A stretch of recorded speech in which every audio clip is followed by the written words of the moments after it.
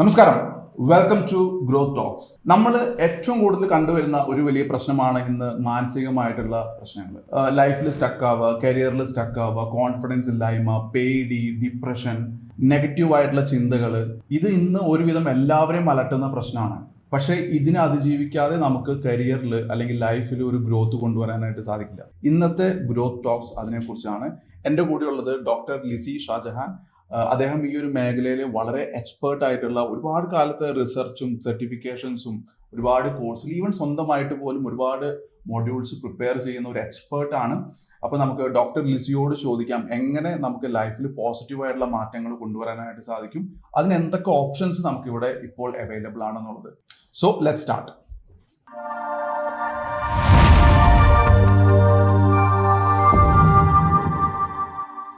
Doctor Lissy Shajahan, welcome to growth talks. Thank you so much. ഇന്ന് നമ്മൾ ഏറ്റവും ഇൻട്രസ്റ്റിംഗ് ആയിട്ടുള്ള ഒരു ടോപ്പിക്, ഇൻട്രസ്റ്റിംഗ് എന്നതിനേക്കാൾ ഉപരി ഏറ്റവും ആവശ്യമുള്ള ഒരു ടോപ്പിക്കിനെ കുറിച്ചാണ് നമ്മൾ സംസാരിക്കുന്നത്. അപ്പോൾ നമ്മൾ അതിലേക്ക് കിടക്കുന്നതിന് മുന്നേ ഒന്ന് താങ്കളെ കുറിച്ച് അറിയണമെന്നുണ്ട്, ഒന്ന് പരിചയപ്പെടാം. ഞാൻ ഡോക്ടർ ലിസി ഷാജഹാൻ. ഞാനൊരു സൈക്കോളജിസ്റ്റാണ്, ഒരു ലൈഫ് കോച്ചാണ്, സെലിബ്രിറ്റി കോച്ചാണ്, എൻ്റെ ഓതറാണ്. അപ്പോൾ എൻ്റെ കരിയർ സ്റ്റാർട്ട് ചെയ്യുന്നൊരു സൈക്കോളജിസ്റ്റ് ആയിട്ടാണ്. ദെൻ ഒരു ഫിനാൻഷ്യൽ സ്റ്റെബിലിറ്റിക്ക് വേണ്ടി ഇൻ ബിറ്റ്വീൻ ഞാൻ കുറച്ചു കാലം ഗവൺമെൻറ് സർവീസിൽ വർക്ക് ചെയ്തു. അതിനുശേഷം ലൈഫ് കോച്ചായി. കുറേ വർഷങ്ങൾ കടന്നു പോയപ്പോൾ ലൈഫ് കോച്ചുമാരെ ക്രിയേറ്റ് ചെയ്യുന്നത് ആവശ്യമാണെന്ന് തോന്നി. കാരണം അത്രയും ബിസി ആയിട്ടുള്ള ഒരു സ്കെഡ്യൂളിലേക്ക് ഞാൻ തന്നെ വന്നുപെട്ടു. മാത്രമല്ല ഒത്തിരി ചാൻസ്, ഓപ്പർച്യൂണിറ്റി ഈ ഒരു മേഖലയിൽ ഉണ്ടെന്നുള്ള ഐഡൻറ്റിഫൈ ചെയ്തതിന് ശേഷം അങ്ങനെ ഒരു അക്കാഡമി സ്റ്റാർട്ട് ചെയ്തു. ഇൻ ബിറ്റ്വീൻ സെലിബ്രിറ്റി കോച്ചിങ് ചെയ്യുന്നുണ്ട്. എനിക്ക് തോന്നുന്നു 300-ലധികം സെലിബ്രിറ്റീസിന് കോച്ചിങ് കൊടുക്കാനുള്ള ഭാഗ്യമുണ്ടായി. 30,000-ലധികം സ്ത്രീകളെ ബ്യൂട്ടി പേജന്റിൽ ഗ്രൂമിങ്ങും, സൈക്കോളജിക്കൽ ഗ്രൂമിങ്, അതുപോലെ ഓഡിഷൻ ആൻഡ് ഫിനാലെ ജഡ്ജിങ്ങിൽ പാർട്ടിസിപ്പേറ്റ് ചെയ്യാൻ ഭാഗ്യമുണ്ടായി. 3 പുസ്തകങ്ങൾ പബ്ലിഷ് ചെയ്തു. ഇതാണ് എന്നെ കുറിച്ചുള്ളത്. ഒരു മിനിറ്റിലാണെങ്കിലും ഒരുപാട് കാര്യങ്ങളുണ്ട് അല്ലേ? നൈസ്. സോ എനിക്ക് 2 കാര്യങ്ങൾ ഇതിനകത്ത് സ്ട്രൈക്ക് ചെയ്തു. ഒന്ന്, ലൈഫ് കോച്ചസിനെ ക്രിയേറ്റ് ചെയ്യുന്ന പ്രോസസ്സിലേക്ക് വരാൻ കാരണം അത്രയും മാർക്കറ്റിൽ ആൾക്കാർക്ക് സപ്പോർട്ട് വേണം എന്നുള്ളതാണ് അല്ലേ? എന്ന് പറഞ്ഞാൽ അത്രയും പേര് ഈ മാനസികമായിട്ടുള്ള പ്രശ്നങ്ങൾ അനുഭവിക്കുന്നുണ്ട്. അതോടൊപ്പം സെലിബ്രിറ്റി കോച്ചിങ് എന്ന് പറഞ്ഞാൽ സെലിബ്രിറ്റികൾക്കും ഈ സെയിം പ്രശ്നങ്ങളുണ്ട്. ഓക്കെ, സെലിബ്രിറ്റീസും ഹ്യൂമൻ ബീയിങ് ആണ്. യഥാർത്ഥത്തിൽ മാനസിക പ്രശ്നമൊന്നും മാത്രമല്ല പറയാനുള്ളത്. അപ്പൊ നമ്മൾ ഒരു ട്രാൻസ്ഫോർമേഷൻ, ഒരു നെക്സ്റ്റ് സ്റ്റേജിലേക്ക് പോകണമെങ്കിൽ ഒരു ഹെൽപ്പ് വേണം. ആക്ഷൻ എടുക്കണമെങ്കിലും ഒരു ഹെൽപ്പ് വേണം. കാര്യം ഇന്ന് പഴയതുപോലെയല്ല. നമ്മൾ ശ്രദ്ധിച്ചാൽ നമ്മുടെ സാമൂഹ്യ സ്ഥിതി ഒരുപാട് മാറിയില്ലേ. പണ്ട് കൂട്ടുകുടുംബമൊക്കെ ആയിരുന്നു. അപ്പൊ ആരെങ്കിലും ഒക്കെ ഹെൽപ്പ് ചെയ്യാനോ അല്ലെങ്കിൽ അങ്ങനെ ചെയ്യൂ, ഇങ്ങനെ ചെയ്യൂ, അല്ലെങ്കിൽ ഇത് നിനക്ക് നല്ലതാണെന്ന് പറയാൻ അങ്കിളോ അല്ലെങ്കിൽ ഗ്രാൻഡ് പാരന്റ്സോ റിഫ്ലക്ട് ചെയ്യാൻ ആളുണ്ടായിരുന്നു. പക്ഷെ ഇന്ന് സിംഗിൾ ഫാമിലിയാണ്. അച്ഛനും അമ്മയും രണ്ടുപേരും വർക്കിംഗ് പാരന്റ്സ് ആയിരിക്കും. ഇപ്പൊ ഇന്നത്തെ യങ് ജനറേഷനും അല്ലെങ്കിൽ ഇന്നൊരു 30s-ലും 40s-ലും ഉള്ള ആളുകളും ഒക്കെ ഐഡന്റിഫൈ അല്ലെങ്കിൽ അവർ റിയലൈസ് ചെയ്യുന്ന ഒരു കാര്യം എന്ന് പറഞ്ഞാൽ മുന്നോട്ട് പോകാൻ ഒരു ക്ലാരിറ്റി ഇല്ലാത്തൊരു കാര്യമാണ്. ഞാൻ മനസ്സിലാക്കിയൊരു കാര്യം, ലോകത്തുനിന്ന് ആളുകൾ ഏറ്റവും കൂടുതൽ ഫേസ് ചെയ്യുന്ന 3 പ്രശ്നങ്ങളാണ്. ഒന്ന്, ക്ലാരിറ്റി ഇല്ലായ്മ, ലാക്ക് ഓഫ് ക്ലാരിറ്റി. എന്ത് ചെയ്യണം, എങ്ങനെ ചെയ്യണം, ആരെന്നെ ഹെൽപ്പ് ചെയ്യും, എവിടെയാണ് ഞാൻ മാറേണ്ടത്. കാരണം മാറ്റം അനിവാര്യമാണ്. അപ്പൊ അതാണൊന്ന്. രണ്ടാമത്തെ, ലാക്ക് ഓഫ് കറേജ്. കാരണം പല കാരണങ്ങൾ കൊണ്ട് കറേജ് ഇല്ലാതെ വരാം അല്ലേ? ആത്മവിശ്വാസം ഇല്ലാത്ത ഒരു പ്രശ്നമല്ലേ? അതുപോലെ ഫിയർ വേറൊരു പ്രശ്നം.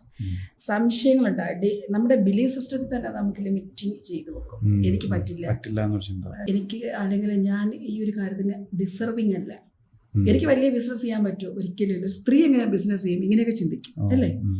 അതേപോലെ തന്നെ വലുതായിട്ട് ചിന്തിക്കാൻ പറ്റില്ല. ഇപ്പം ഓണ്ടർപ്രണർഷിപ്പിലേക്ക് വരുമ്പോഴോ അല്ലെങ്കിൽ ബിസിനസ്സിലേക്ക് വരുമ്പോഴോ ചിലർ കണ്ടിട്ടില്ലേ, എത്ര ഓപ്പർച്യൂണിറ്റി ഉണ്ടെങ്കിലും അവർ വലുതാകുന്നില്ല.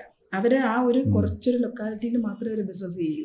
ചിലപ്പോൾ ആ ഒരു കോൺസെപ്റ്റ് ഇന്റർനാഷണലി പോവുകയാണെങ്കിൽ അവർക്ക് മില്യൺസ് ഓഫ് ഡോളേഴ്സ്, പക്ഷെ അവർ ചിന്തിക്കത്തില്ല. അത് കറേജ് ഇല്ലാത്തത് കൊണ്ടാണ്. വലുതായി ചിന്തിക്കാനുള്ള കറേജ് ഇല്ല. മൂന്നാമത്തെ പ്രശ്നം കൺസിസ്റ്റൻസി ഇല്ല.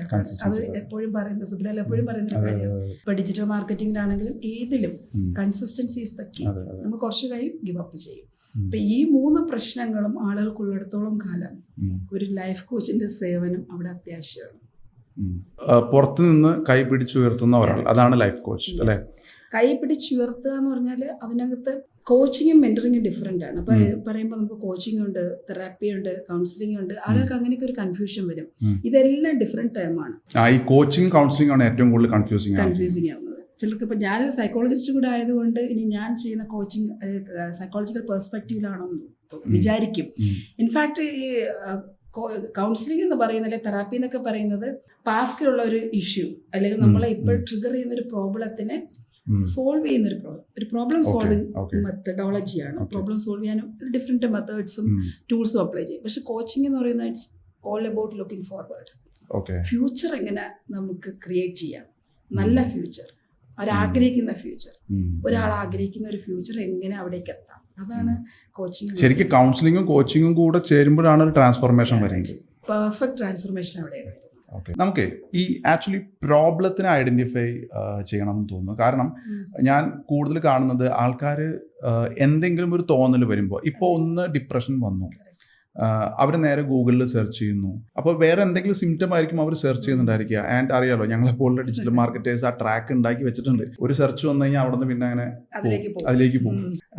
ശരിയോ തെറ്റോ എന്ന് അറിയില്ല, it's part of our profession.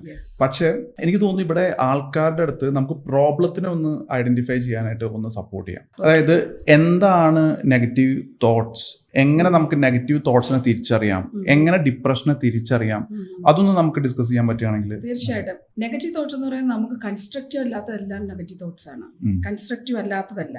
അപ്പൊ പോസിറ്റീവ് തോട്ട്സ് എന്ന് പറയുന്ന യഥാർത്ഥ ലൈഫ് കോച്ചിങ്ങിന്റെ പെർസ്പെക്റ്റീവ് പറയുകയാണെങ്കിൽ ഒരു ഗോളിലേക്ക് എത്താൻ സഹായിക്കുന്ന എല്ലാ തോട്ട്സും പോസിറ്റീവ് ആണ്. ഇനി അതിൽ നിന്ന് ഡിസ്ട്രാക്ട് ചെയ്യുന്ന അല്ലെങ്കിൽ അങ്ങനെ ഒരു ഗോളേ ഇല്ല, ആവശ്യമില്ലാത്ത ചിന്തകൾ, നമുക്ക് മൂവ് ചെയ്യാത്ത അല്ലെങ്കിൽ നമ്മളെ സ്റ്റാഗ്നന്റ് ആക്കുന്ന അങ്ങനത്തെ ചിന്തകളെല്ലാം നെഗറ്റീവാണ്. പക്ഷെ അവിടെ ഞാൻ കൂടുതൽ കണ്ടുവന്നിട്ടുള്ളത് ഈ നെഗറ്റീവ് ചിന്തകൾ റിയൽ ആണെന്നൊരു തോന്നലും, പോസിറ്റീവ് ചിന്തകൾ സ്വപ്നമാണെന്നൊരു തോന്നലും, റിയൽ വേൾഡ് അല്ലാത്തൊരു തോന്നലും അല്ലേ? അപ്പൊ ആൾക്കാർ കൂടുതൽ നെഗറ്റീവിനോട് സ്റ്റിക്ക് ഓൺ ചെയ്യുകയും ചെയ്യും. ഇതിനുള്ള പ്രശ്നം ഹ്യൂമൻ ബീയിങ്ങിന് ഇന്നേറ്റ് ഒരു നേച്ചറുണ്ട് നെഗറ്റീവിലേക്ക് പോകാൻ.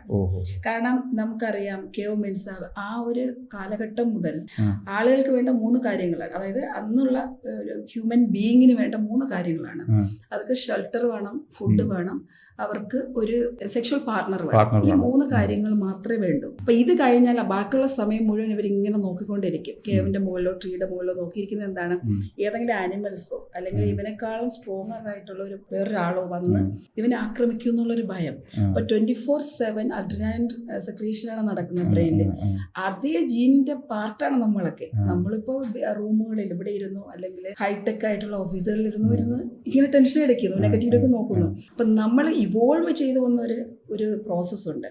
അവിടെ കുറേയൊക്കെ ബ്രെയിൻ മാറി. അതായത് 60 lakhs ഇയേഴ്സ് കൊണ്ടാണ് ഈ ഇവോൾവിംഗ് പ്രോസസ്സ് വരുന്നത്. ഇപ്പൊ ലാസ്റ്റ് 100 years ആയിട്ടാണ് ഈ ഒരു പോസിറ്റിവിറ്റി, ഈ പോസിറ്റീവ് സൈക്കോളജി വന്നിട്ട് ഒരു 50-60 വർഷങ്ങളെ ആവുന്നുള്ളൂ. അപ്പോഴേക്കും നമ്മുടെ ചിന്തകൾ മാറാനും നമ്മൾ കുറച്ചുകൂടെ കൺസ്ട്രക്റ്റീവ് ആകാനും നമ്മൾ കുറച്ചുകൂടെ റിഫോം ചെയ്യാനും ട്രാൻസ്ഫോം ചെയ്യാനും പർപ്പസ്ഫുള്ളി നമ്മൾ ശ്രമിക്കാൻ തുടങ്ങിയത്. അതുകൊണ്ടാണല്ലോ ഈ പോസിറ്റീവ് തോട്ട്സും പോസിറ്റീവ് സൈക്കോളജിയും ഒക്കെ വർക്ക് ചെയ്യുന്നത്. അപ്പൊ ഇവിടെ നമ്മൾക്ക് വേണ്ടത് എന്താണ്? ഫസ്റ്റ് ഓഫ് ഓൾ പലർക്കും നെഗറ്റീവ് തോട്ട് പോകുന്നവർക്കിടയ്ക്ക് പ്രശ്നം വെച്ചാൽ അവർക്കൊരു ക്ലാരിറ്റി, ഒരു ഗോൾ ഇല്ല എന്നുള്ളതാണ്.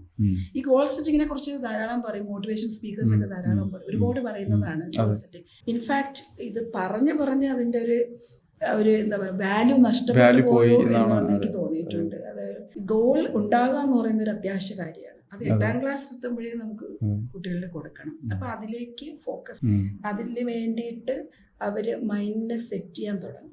അത് കുട്ടി വളരുന്നതനുസരിച്ച് വ്യക്തികളിൽ ആ മാറ്റം ഉണ്ടാകും. അതിനുവേണ്ടി ചിന്തിക്കാനും പ്രവർത്തിക്കാനും തുടങ്ങും. ഇത് ചെയ്യാൻ പറ്റാതെ ഇപ്പം ചൈൽഡ്ഹുഡ് കഴിഞ്ഞു അത് യങ്ങായി അഡൾട്ട്ഹുഡിലേക്കൊക്കെ വരുമ്പോൾ ചില ആൾക്കാർ ഇതെല്ലാം ചെയ്ത് ലൈഫിൽ സക്സസ് ആവും, ചിലർക്ക് സക്സസ് ആകാൻ പറ്റുന്നില്ല.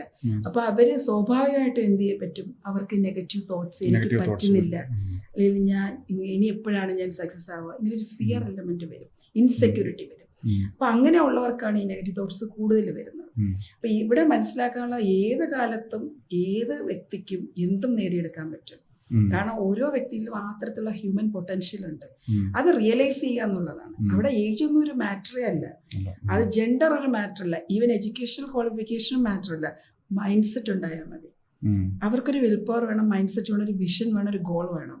ആർക്കും എപ്പോഴും അവരുടെ പൊട്ടൻഷ്യല് അൺലീഷ് ചെയ്ത് സക്സസിലേക്ക് എത്താമെന്നുള്ളതാണ്. ശരിക്കും ഈ മോട്ടിവേഷനും വിഷനും ഗോളും ആ ഒരു ഫോർമുല ഒരുപാട് കേട്ട് ഇതൊക്കെ കുറെ കേട്ടിട്ടുണ്ട് എന്നൊരു ആറ്റിറ്റ്യൂഡിലാണ് പൊതുവെ ആൾക്കാർ പോകുന്നത്. പക്ഷെ പേഴ്സണലി ട്രാൻസ്ഫോർമേഷനിലേക്ക് ഒരാൾ ജേർണി സ്റ്റാർട്ട് ചെയ്യുന്ന സമയത്ത് ആ കാല് വെക്കുമ്പോൾ അഗൈൻ ഈ ഫോർമുലയിലേക്കാണ് അവർ വരുന്നത്. അപ്പൊ അവരത് ആക്സെപ്റ്റ് ചെയ്യുകയും ചെയ്യുന്നുണ്ട്. ഉറപ്പായിട്ടും. കാരണം അവർ റിയലൈസ് ചെയ്യും. ക്ലാരിറ്റി എന്ന് പറയുമ്പോൾ അവർക്ക് എവിടെയോ എത്തണം.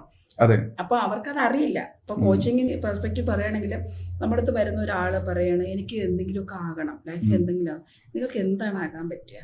അപ്പം നമ്മൾ അവരുടെ പാഷൻ ഐഡന്റിഫൈ ചെയ്ത് കൊടുക്കണം. ആദ്യം അവരുടെ എബിലിറ്റീസും സ്കിൽസും നമ്മൾ അക്നോളജ് ചെയ്യും. അതെന്ന് പറഞ്ഞാൽ സോട്ട് അനാലിസിസ് എന്ന് പറഞ്ഞൊരു പ്രോസസ്സിലാണ്.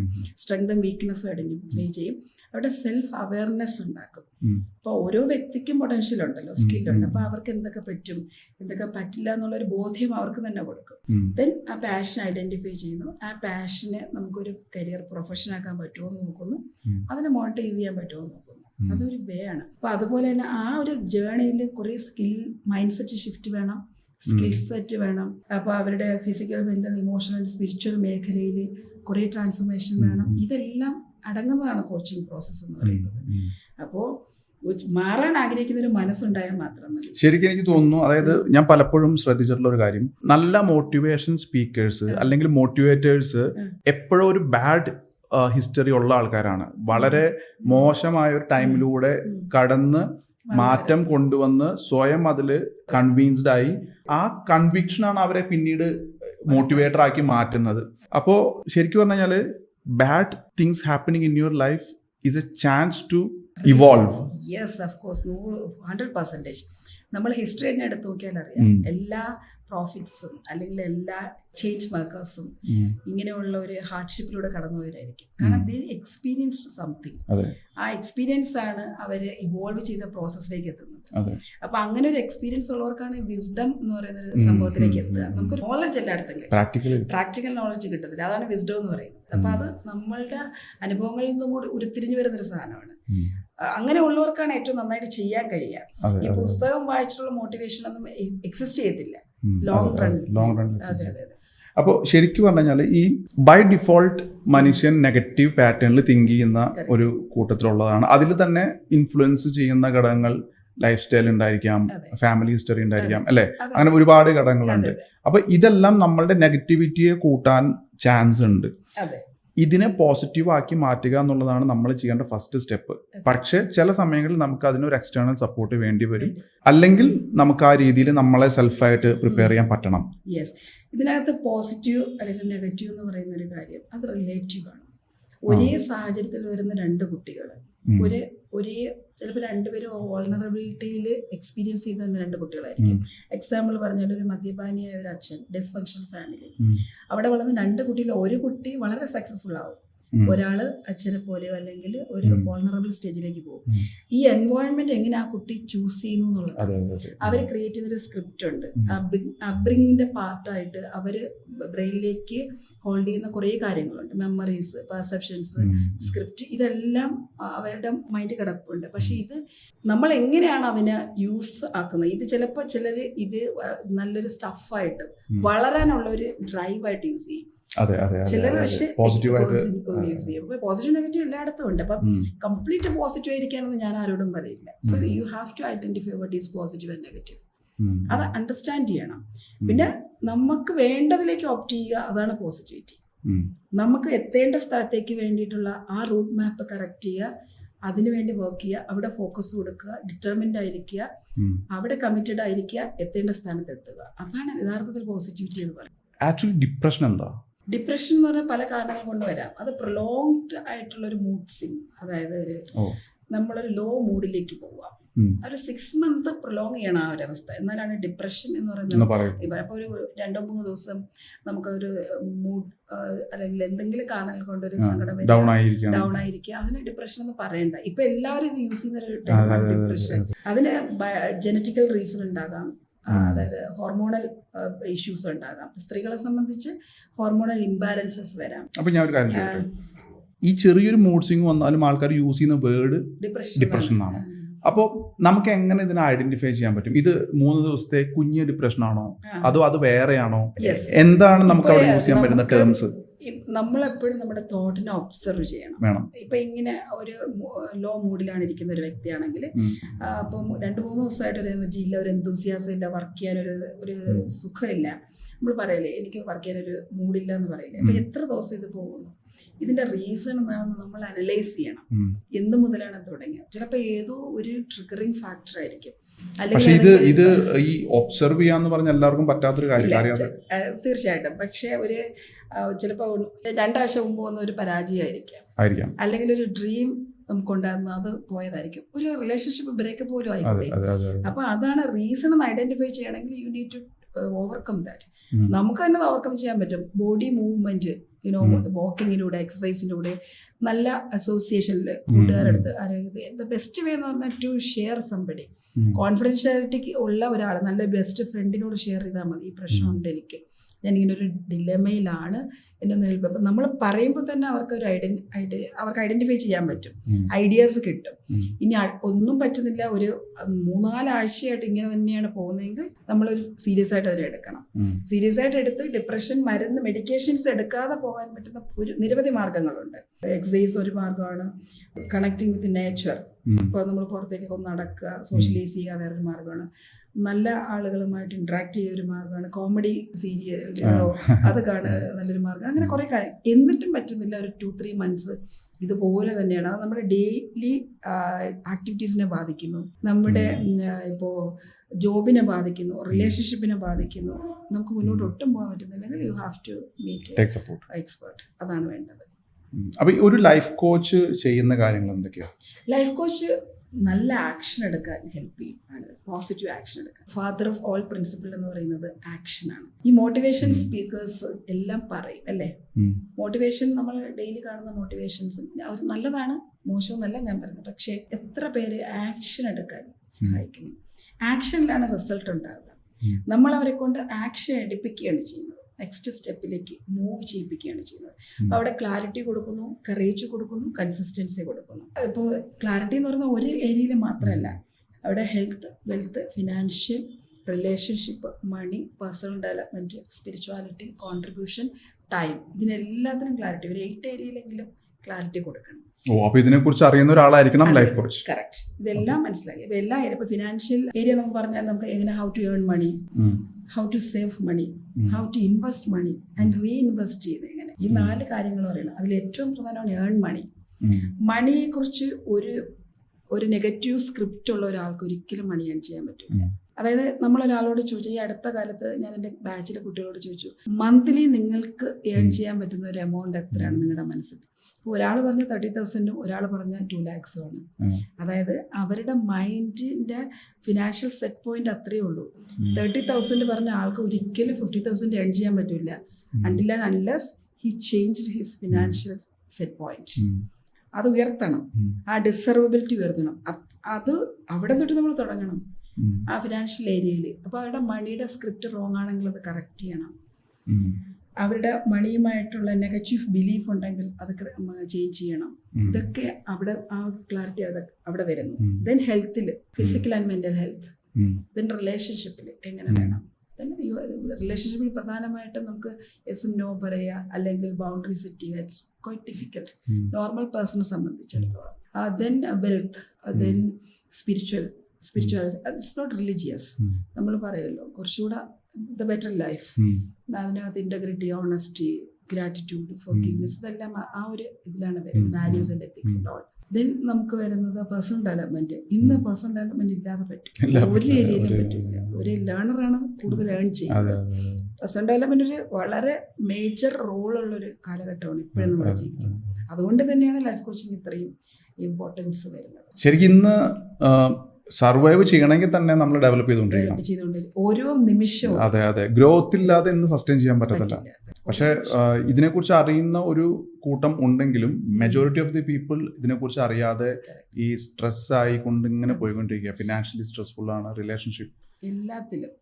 അത് എനിക്ക് തോന്നുന്നത് ഹ്യൂമൻ പൊട്ടൻഷ്യൽ അൺടാപ്ഡ് ആണ്, അണ്ടർ യൂട്ടിലൈസ്ഡ് ആണെന്ന് എനിക്ക് തോന്നിയിട്ടുണ്ട്. എസ്പെഷ്യലി എഡ്യൂക്കേറ്റഡ് ആയിട്ടുള്ള എത്രയോ പേരാണ് വെറുതെ നിൽക്കുന്നത്. അപ്പം ഇവർക്ക് ജോലി വേണം. ഇപ്പൊ നമ്മളിപ്പോ ഗവൺമെന്റ് സെക്ടറിൽ ഇനി അധികം ജോലിയുടെ ഒരു എക്സ്പെക്ടേഷൻ കൊണ്ടിരുന്നിട്ട് കാര്യമില്ല. ദെൻ പിന്നെ ബിസിനസ് ആണ്. എത്ര പേർക്ക് ധൈര്യമുണ്ട് ഒരു ബിസിനസ് സ്റ്റാർട്ട് ചെയ്യാൻ? അവരെപ്പോഴും റിസ്ക് ആണ്. യഥാർത്ഥത്തിൽ റിസ്ക് അവോയ്ഡ് ചെയ്യുന്നതാണ് ബിസിനസ് അല്ലേ? പക്ഷെ ഇവര് നമ്മൾ ബിസിനസ് എന്ന് പറയുന്നത് റിസ്ക് ആയിട്ടാണ് കാണുന്നത്. അപ്പോൾ റിസ്ക് ടേക്കർ അല്ലെ റിസ്ക് അവോയ്ഡറാണ് ബിസിനസ് പേഴ്സൺ എന്ന് പറയുന്നത്. അതിനുള്ള കറേജ് ഇല്ല. അപ്പോൾ ഈ ഹ്യൂമൻ പൊട്ടൻഷ്യൽ എല്ലാം എവിടെയാണ് നമ്മൾ വേസ്റ്റ് ആക്കി കളയുന്നത്? അപ്പോൾ ഇതിനെ നമ്മുടെ രാജ്യത്ത് നോക്കുകയാണെങ്കിൽ നമ്മളിപ്പോൾ ഇങ്ങനെ ഇപ്പോൾ ഈ സിറ്റിയിലൂടെ നടന്നു പോകുമ്പോൾ നമുക്ക് അറിയാൻ പറ്റും, ഒരു സ്മോൾ വെണ്ടറിന് പോലും പേ ടി എം അല്ലെങ്കിൽ QR കോഡ് സെറ്റപ്പും ബാങ്കുമായിട്ട് അവരുടെ അക്കൗണ്ട് കണക്ട് ചെയ്തിരിക്കുന്നു. അങ്ങനെ ഒരു സെറ്റപ്പ് ഉണ്ട്. And more than 40% of people penetrate to mobile and internet അല്ലേ? അപ്പോൾ ഇതൊന്നും അപ്പോൾ ടെക്നോളജി അത്ര അതിവേഗം ഫാസ്റ്റായിട്ട് പോകും. ഈ ട്രാൻസ്പോർട്ടേഷൻ ആണെങ്കിൽ അതിവേഗം ലോകത്തിപ്പം തായ്ലാൻഡിലും അല്ലെങ്കിൽ ദുബായിലൊക്കെ പോകാന്ന് പറയുന്നത് നമ്മൾ തൃശ്ശൂർ പോകുന്ന അത്രയും സ്പീഡിലാണ് ആളുകൾ പോയിട്ട് വരുന്നത്. അപ്പോൾ അങ്ങനെ ഒരു കാലഘട്ടത്തിൽ വരുമ്പോൾ നമ്മൾ അപ്ഗ്രേഡ് ചെയ്യണം. അപ്ഗ്രേഡ് ചെയ്തില്ലെങ്കിൽ നമ്മൾ പോയി കഴിഞ്ഞു, നമുക്ക് എക്സിസ്റ്റൻസ് ഇല്ല. ഇപ്പോൾ ഇവിടെ above average and below average ഉള്ളൂ. There is no average, especially after Covid. അങ്ങനെ തോന്നിയിട്ടില്ലേ? എല്ലാ ഏരിയയിലും അങ്ങനെയാണ്. എബോവ് ആവറേജ് ആണെങ്കിൽ നമുക്ക് സസ്റ്റെയിൻ ചെയ്യാം. അങ്ങനെ വേണമെങ്കിൽ അവിടേക്ക് എത്തണമെങ്കിൽ ഓരോരുത്തർക്കും ഓരോ മെന്റർ വേണം, അല്ലെങ്കിൽ ഒരു കോച്ച് വേണം. 2025 ഒക്കെ ആകുമ്പം എനിക്ക് തോന്നുന്നു എല്ലാവർക്കും ഓരോ കോച്ച് എന്നുള്ള രീതിയിലേക്ക് മാറും. അത്രയും ആളുകൾ അവെയറായി തുടങ്ങുമെന്നാണ് റിസർച്ച് പറയുന്നത്. അങ്ങനെയാണ്.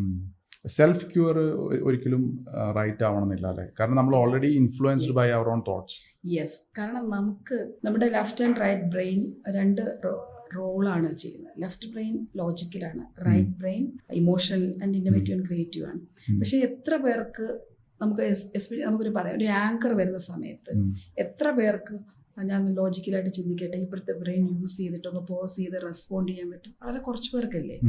എന്തുകൊണ്ട് എനിക്ക് ആങ്കർ വന്നു, അപ്പുറത്തേക്ക് നാളെ എമ്പത്തിക്കായിട്ട് ചിന്തിക്കണം, ഇങ്ങനത്തെ തോട്ട്സ് ആ മൊമെന്റിൽ നമുക്ക് എത്ര പേർക്ക് എടുക്കാൻ പറ്റും? മാത്രമല്ല നമ്മൾ നമ്മുടെ പ്രോബ്ലത്തെ കാണാൻ നമ്മൾ പ്രോബ്ലത്തിനകത്താണ് നമ്മൾ നിൽക്കുന്നത്. ഒരിക്കലും നമുക്കതിന്റെ കറക്റ്റ് ചെയ്യാൻ പറ്റില്ല. അതൊരു വേറൊരാൾക്ക് മാത്രമാണ്. ശരിക്കും അതൊരു ഭയങ്കര, എനിക്ക് പലപ്പോഴും ഞാനത് പ്രാക്ടീസ് ചെയ്യുന്നുണ്ട്, എനിക്ക് അതിന്റെ പവർ മനസ്സിലായിട്ടുണ്ട്. നമ്മൾ പലപ്പോഴും പെട്ട് കിടക്കുന്ന ഒരു ഫീല് വരുമ്പോൾ ഒന്ന് ഡിറ്റാച്ച് ചെയ്ത് ഒബ്സർവ് ചെയ്ത് കഴിഞ്ഞാൽ ചിലപ്പോൾ ആ പ്രോബ്ലം എക്സിസ്റ്റിംഗ് അല്ല, ഈസി ആയിട്ട് നമുക്ക് തീരാവുന്ന എവറിത്തിങ് ഈസ് ഫിഗർ ഔട്ടബിൾ. പക്ഷേ നമുക്ക് ആ ഇമോഷണലി എടുക്കുമ്പോൾ ആ സമയത്ത് നമുക്ക് അതിനുള്ള സൊല്യൂഷൻ ഒന്നും ചെയ്യാൻ പറ്റില്ല. അപ്പൊ ശരിക്കും പറഞ്ഞാൽ majority of the people, even പല അറിയപ്പെടുന്ന ആൾക്കാർ പോലും ചെറിയൊരു സിറ്റുവേഷനിൽ അവര് പെട്ട് കിടക്കുകയാണ്. ഇപ്പൊ പുറമേ നോക്കുമ്പോ ഇവൻ എന്താ ഇങ്ങനെ ചെയ്യുന്നതെന്ന് അവന് തോന്നും. പക്ഷെ ഇത് ഇവൻ അറിയുന്നില്ല ഇവന് സിറ്റുവേഷൻ. എന്നാൽ അതേ കാര്യം അയാളുടെ അടുത്ത് നടക്കുന്നുണ്ട് അയാളൊരു സിറ്റുവേഷനിൽ വരുമ്പോൾ. ഈ അവയർനെസ് എന്ന് പറഞ്ഞാൽ വലിയൊരു കാര്യമാണ്. നമ്മൾ എത്രത്തോളം അവയർനെസ് എക്സ്പാൻഡ് ചെയ്യുന്നു അത്രത്തോളം നമുക്ക് സക്സസ് ആകാം. ഇതിന് വല്ല പ്രാക്ടീസ് ഉണ്ടോ? യെസ്, ഓഫ് കോഴ്സ് നമുക്ക് പ്രാക്ടീസ് ഉണ്ട്. സെൽഫ് അവയർനെസ് ഏറ്റവും വലിയ അറിവെന്ന് പറഞ്ഞാൽ സെൽഫ് അവയർനെസ് ആണ്. അപ്പൊ നമ്മളെ കുറിച്ച് അറിയുക, അത് ആ ഒരു കോൺഷ്യസ്നെസ് ഒന്ന് എക്സ്പാൻഡ് ചെയ്യുക, പല ആംഗിളിൽ നിന്ന് ചിന്തിക്കാൻ, പല പെർസ്പെക്റ്റീവിൽ കാണാൻ കഴിയുക, അപ്പുറത്ത് നിൽക്കുന്ന ആളിന്റെ പെർസ്പെക്റ്റീവിൽ കാണാൻ കഴിയുക. അപ്പൊ എങ്ങനെയാണ് വേറൊരു വ്യക്തിയിലൂടെ കാണാൻ കഴിയുക, അങ്ങനെയൊക്കെ കാണാൻ കഴിയണമെങ്കിൽ നമ്മൾ പ്രാക്ടീസ് കൊണ്ട് നമുക്ക് ചെയ്യാൻ പറ്റും. പക്ഷെ അതിനുള്ള പ്രാക്ടീസ് ഉണ്ട് അല്ലേ? ആർക്കും പ്രാക്ടീസ് ചെയ്യാവുന്ന ഒരു കാര്യം. ഉറപ്പായിട്ട് എല്ലാവർക്കും ചെയ്യാൻ പറ്റും. എല്ലാവർക്കും അത് ചെയ്യാൻ പറ്റും. ഈ പറയുന്ന എല്ലാവർക്കും പറ്റും. അപ്പൊ നമ്മൾ സ്വയം ലിമിറ്റ് ചെയ്തതെന്നാണ് എനിക്ക് പറയാനുള്ളത്. ലൈഫ് കോച്ചിങ് സ്റ്റുഡൻസ് ഒക്കെ വളരെ വലിയ എമൗണ്ട് ഏൺ ചെയ്യുന്നുണ്ട്.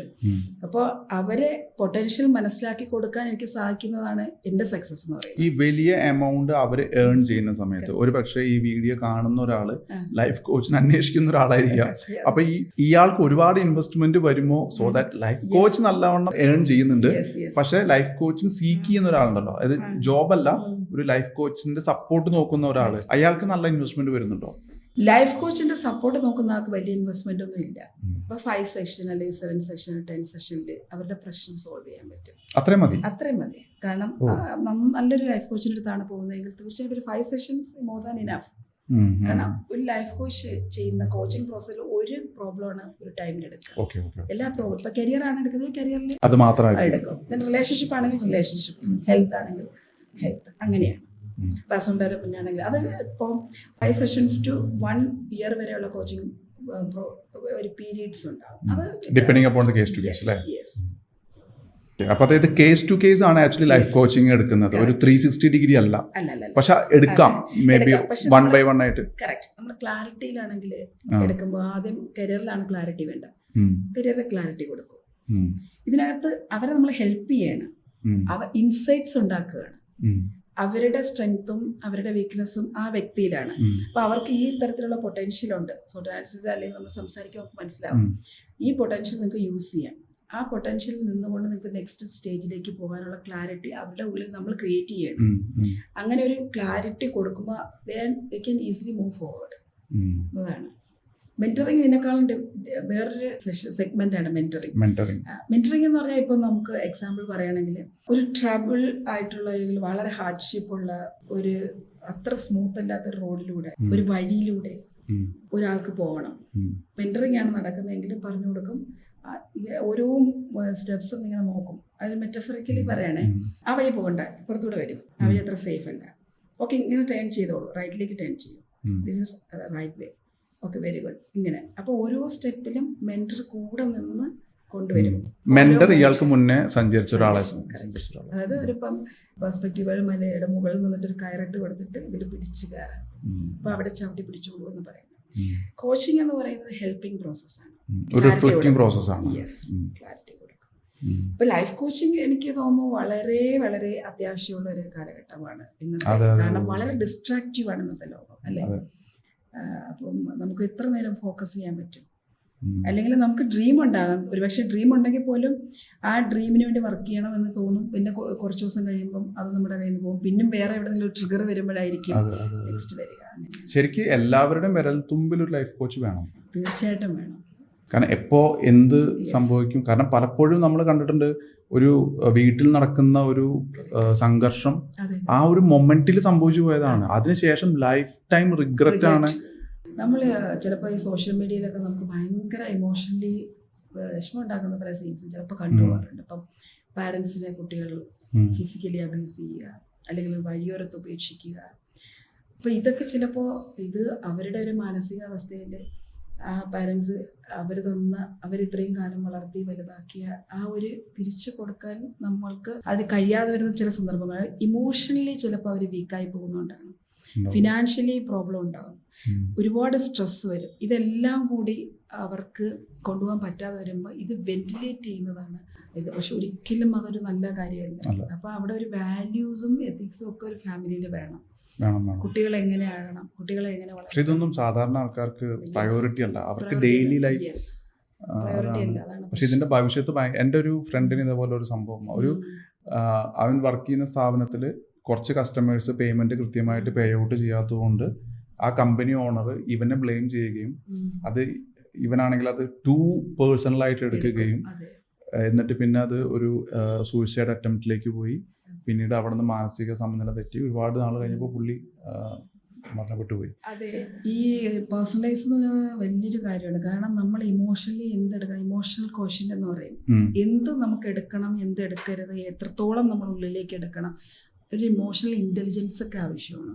നമ്മുടെ വികാരങ്ങളെ നിയന്ത്രിക്കാനുള്ള മാനേജ് ചെയ്യാനുള്ള ഒരു കപ്പാസിറ്റി നമുക്ക് വേണം. അങ്ങനെ അല്ലാത്തവർക്ക് ഈ തരത്തിലുള്ള പ്രശ്നം പറ്റും, പേഴ്സണലൈസ് ചെയ്യും ഒരുപാട് പേഴ്സൺ. അപ്പോൾ അത് നമ്മുടെ പ്രശ്നമായി മാറും. അത് ക്യാരി ഫോർവേഡ് ചെയ്ത് വീട്ടിലേക്ക് കൊണ്ടുപോകും. എന്നിട്ട് വൈഫിനോടോ കുട്ടികളോടോ അതായത് നിസ്സഹായരായ ഓൾഡ് പാരൻസിനോടോ ഒക്കെ കാണിക്കും. അപ്പോൾ ഒരു മെന്റൽ ഹെൽത്ത് എന്ന് പറയുന്നത് നിസ്സാരമായ ഒരു കാര്യമല്ല.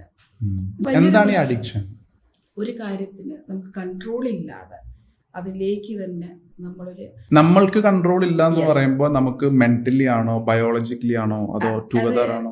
അഡിക്ഷൻ പല തരത്തിലുണ്ട്. ഇപ്പം സോഷ്യൽ മീഡിയ, എനിക്ക് തോന്നുന്നു ഒരു മെജോറിറ്റി ഓഫ് ആളുകൾ ഇന്ന് സോഷ്യൽ മീഡിയ അഡിക്ഷനുകളാണ്. എത്ര നേരം നമുക്ക് മൊബൈൽ ഫോൺ ഇല്ലാതിരിക്കാം, അവർ അഡിക്ഷനാണ്. അതേപോലെ ചിലർക്ക് വർക്ക് ഒരു അഡിക്ഷനാണ്, ബിസിനസ് ഒരു അഡിക്ഷനാണ്. പക്ഷെ നെഗറ്റീവായിട്ടുള്ള അഡിക്ഷൻ വരുമ്പോഴാണ് ഈ പ്രശ്നം വരുന്നത്. അപ്പൊ അഡിക്ഷൻ വെച്ചാൽ നമ്മൾ അതിലേക്ക് 100% ഇൻവോൾവ്മെന്റ് കൊടുത്തു. അത് നമ്മുടെ ഡോപ്പമൈൻ സ്റ്റിമുലേഷന്റെ അളവ് കൂട്ടിക്കൊണ്ടുവരികയും, അപ്പൊ ബ്രെയിനൊരു പ്രശ്നമുള്ളത്, ബ്രെയിൻ എപ്പോഴും പ്ലഷർ പ്രിൻസിപ്പിളിലാണ് വർക്ക് ചെയ്യുന്നത്, ഡോപ്പമൈൻ കിട്ടിക്കൊണ്ടിരിക്കുക. അതുകൊണ്ടാണ് നമ്മൾ ഈ ഡോപ്പമൈൻ ഡീടോക്സിഫിക്കേഷൻ എന്ന് പറഞ്ഞൊരു സംടൈംസ് തന്നെ ഈ അടുത്ത കാലത്ത് പറയുന്നത് വെച്ചാൽ നമുക്ക് ആർക്കും ഇപ്പോൾ ഉള്ള ജനറേഷന് സന്തോഷം കിട്ടാൻ ഒരു കാര്യമില്ലെന്ന് പറയുന്നത്. കാര്യം 24/7 സന്തോഷങ്ങളാണ്. വിഷ്വലി കിട്ടുന്ന സന്തോഷം, ടേസ്റ്റിലൂടെ ഏറ്റവും നല്ല ഫുഡ് ഇന്നത്തെ ജനറേഷൻ കഴിക്കുന്നു. അപ്പൊ ടേസ്റ്റിലുള്ള സന്തോഷം, ബാക്കി എല്ലാ ഇന്ദ്രിയങ്ങൾക്കും ലഭിക്കുന്ന സന്തോഷം കിട്ടിക്കൊണ്ടിരിക്കുന്നതുകൊണ്ട് ഡോപ്പമൈൻ എന്ന് പറയുന്നത് അതിന്റെ ഒരു സ്റ്റിമുലേഷൻ നമ്മൾ അറിയുന്ന പോലും ഇല്ല. അതൊരു കോമൺ സ്റ്റേറ്റ് ഓഫ് മൈൻഡ് അതായി മാറി. പക്ഷെ അവിടെ കിട്ടാതെ വരുമ്പോ വലിയ പ്രശ്നം. ഇതാണ് നമുക്ക് അഡിക്ഷനിലേക്ക് കൊണ്ടെത്തി. അപ്പൊ അഡിക്ഷൻ എന്ന് പറയുന്നത് കോമൺ ആയിട്ടുള്ള ഒരു കാര്യമാണ്. അപ്പൊ കുട്ടികൾ ഗെയിം അഡിക്ഷൻ ആവുന്നത്, ഫോൺ അഡിക്ഷൻ ആവുന്നത്, അഡോളസൻസ് മാത്രമല്ല, അത് ഇപ്പൊ എല്ലാ ഏജിലുള്ളവരില്ലേ. ഒരു സ്റ്റഡി പറയുന്നത് അഡോളസൻസിനെക്കാളും കൂടുതൽ ഏജ്ഡ് ആയിട്ടുള്ള ആൾക്കാരുടെ ഫോൺ അഡിക്ഷനിലേക്ക് പോവുക. പിന്നെ സ്ക്രീൻ അഡിക്ഷൻ, അത് ഹോം വർക്കേഴ്സ് മുതൽ അങ്ങോട്ടുള്ള എല്ലാവരും സ്ക്രീൻ അഡിക്ഷൻ ഉള്ളവരാണ്. അപ്പൊ ഇതാണ് നമ്മളെ പ്രൊഡക്ടിവിറ്റിയെ ബാധിക്കുന്നത്. സോ ബൈ ഡിഫോൾട്ട് എല്ലാവരും ഇന്ന് അഡിക്റ്റഡ് ആണ് ടു സംതിങ് ഓർ അതർ. പക്ഷെ അതില് പോസിറ്റീവ് നെഗറ്റീവും ആണ് ആക്ച്വലി ഡിഫറൻഷിയേറ്റ് ചെയ്യുന്നത്. മാത്രമല്ല നമ്മുടെ പ്രൊഡക്ടിവിറ്റിയും നമ്മൾ നേരത്തെ പറഞ്ഞ ഹ്യൂമൻ റിസോഴ്സും ഇവിടെ വേസ്റ്റ് ആവുകയല്ലേ ചെയ്യുന്നത്. അതെ, തീർച്ചയായിട്ടും. അപ്പൊ അത് എങ്ങനെ കൊണ്ടുപോകും? അത് കറക്റ്റ് ഒരു മെന്ററിന് അല്ലെങ്കിൽ ഒരു കോച്ചിന് സഹായിക്കാൻ പറ്റും. അതായത് ഒരു മോഡറേഷൻ കൊണ്ടുവരാൻ വേണ്ടി അത് കുറച്ച് ആ ടൈമിൽ ഫ്രൂട്ട്ഫുൾ ആയിട്ടുള്ള ഗുഡ് അഡിക്ഷൻസ് ഇമ്പാർട്ട് ചെയ്യും. മനസ്സിലായില്ലേ? അത് ബാഡ് അഡിക്ഷൻ പോലും ചിലപ്പോൾ within a limit is not bad, beyond the limit ആണ് എല്ലാം. ചില ആൾക്കാർക്ക് ലിമിറ്റ് ജഡ്ജ് ചെയ്യാൻ പറ്റില്ല. ഇപ്പോ ഞങ്ങളെ പോലെ സോഷ്യൽ മീഡിയയിൽ വർക്ക് ചെയ്യുന്ന ആൾക്കാർക്ക് വർക്കാണ്, നമുക്ക് അറിയാം. അതുകൊണ്ട് തന്നെ നമ്മൾ ഒരിക്കലും അവിടെ താഴെ വന്ന ഒരാൾ നെഗറ്റീവ് കമന്റ് ഇട്ടാലും നമ്മളത് എഫക്ട് ചെയ്യുന്നില്ല, കാരണം we know that's like that. പക്ഷെ അല്ലാത്തൊരാൾക്ക് ഒരാൾ നെഗറ്റീവ് കമന്റ് ഇട്ടാൽ ഭയങ്കര പേഴ്സണലായി മാറി. ഇന്നത്തെ കാലത്ത് ഇപ്പൊ സോഷ്യൽ മീഡിയ നമുക്ക് ഒരിക്കലും ഡിറ്റാച്ച് ചെയ്ത് നിർത്തിക്കൊണ്ടുപോകാൻ പറ്റത്തില്ല. ഏത് ബിസിനസ്സിലും സോഷ്യൽ മീഡിയ ഇൻഫ്ലുവൻസ് ഉണ്ട്, ഇമ്പാക്റ്റ് ഉണ്ട്. അപ്പൊ അവിടെ പേഴ്സണലൈസ് ചെയ്ത് കമന്റിനെ എടുക്കാതിരിക്കലാണ് നമ്മുടെ ഇമോഷണൽ ഇന്റലിജൻസ് എന്ന് പറയുന്നത്. ഇവിടെ ഒരു ലൈഫ് കോച്ചിന്റെ റോൾ ഉണ്ട് ഈ ഡിജിറ്റൽ മാർക്കറ്റിംഗ് അല്ല, ഈ അഡിക്ഷൻ എന്ന് പറയുന്ന ഒരു പ്രോസസ്. ഓഫ് കോഴ്സ്, കാരണം അവരുടെ അഡിക്ഷൻ അവരെ സ്പോയിൽ ചെയ്യില്ലേ. Over A period of time അവരുടെ എനർജി, അവരുടെ ഹെൽത്ത്, വെൽത്ത്, അവരുടെ പ്രൊഡക്ടിവിറ്റി, ക്രിയേറ്റിവിറ്റി എല്ലാം നഷ്ടപ്പെടുത്തും.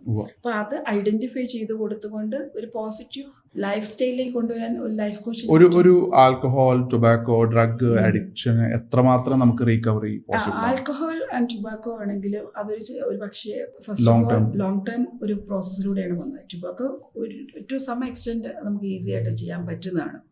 അവിടെ നമുക്ക് ചില സന്ദർഭങ്ങളിൽ സൈക്കോളജിക്കൽ ടൂൾസ് ഒക്കെ അപ്ലൈ ചെയ്യേണ്ടി വരും.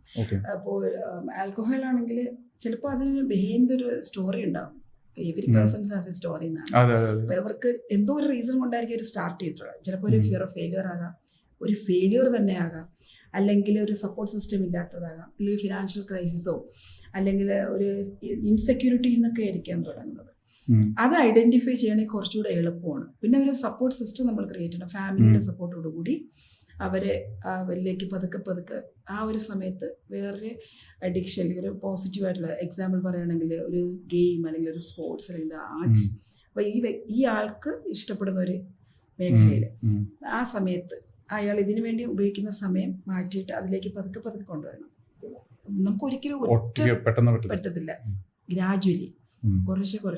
അപ്പോൾ 12 സിഗരറ്റ് വലിക്കുന്ന ഒരാളെ ആദ്യം 10 ആക്കുക, ദെൻ 8 ആക്കുക, അങ്ങനെ കുറച്ച് ലാസ്റ്റ് സിഗരറ്റ് മാറ്റിയിട്ട് ചൂയിങ്ങം പോലുള്ള വേറെ ഏതെങ്കിലും സാധനം കുറച്ച് ദിവസത്തേക്ക്, അതിന് അഡിക്റ്റ് ആകാൻ പാടില്ല.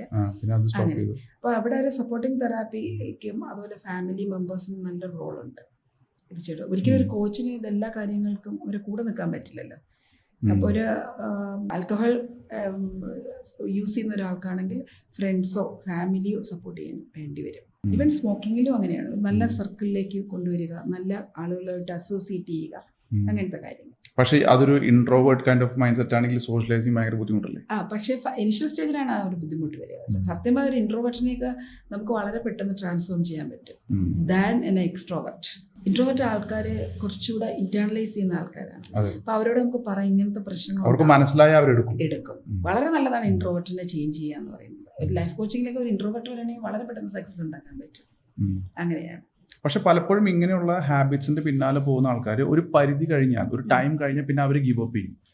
നമുക്ക് ഒരിക്കലും തിരിച്ചു വരാൻ പറ്റില്ല എന്നൊരു ചിന്തയിലേക്ക് വരികയും പിന്നെ പലപ്പോഴും അത് അവരുടെ ഫാമിലിയിലേക്ക് ട്രാൻസ്ഫർ ആവും. എക്സ്റ്റെൻഡ് ചെയ്യും. പക്ഷെ ഇവിടെയാണ് ഹോപ്പ് എന്ന് പറയുന്ന 4 അക്ഷരത്തിന്റെ ഒരു പവർ എന്ന് പറയുന്നത്.